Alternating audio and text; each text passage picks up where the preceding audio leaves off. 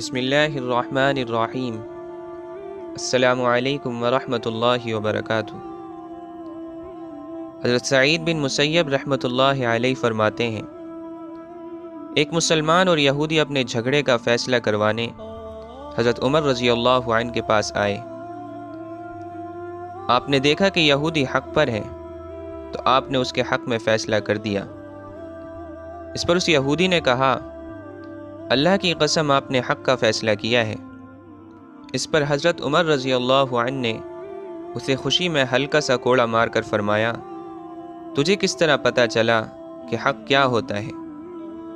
یہودی نے کہا، اللہ کی قسم ہمیں تورات میں یہ لکھا ہوا ملتا ہے کہ جو قاضی حق کا فیصلہ کرتا ہے اس کی دائیں جانب ایک فرشتہ اور بائیں جانب ایک فرشتہ ہوتا ہے جو اسے صحیح راستے پر چلاتے ہیں اور اسے حق بات کا الہام کرتے ہیں۔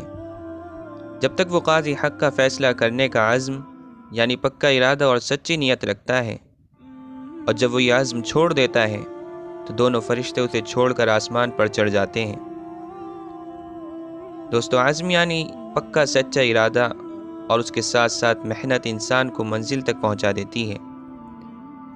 ایک انسان نیت کرے کہ میں گناہوں اور برے اخلاق وغیرہ سے بچنا چاہتا ہوں اور کوشش دعا کرتا رہے، انشاءاللہ وہ ضرور بچے گا۔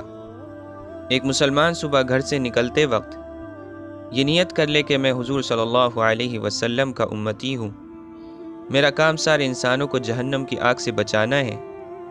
اس نیت کا یہ اثر ہوگا کہ اس کو اللہ کی طرف سے وہ سمجھ ملے گی جس سے وہ ہزاروں انسانوں کو جہنم سے بچانے کا ذریعہ بنے گا۔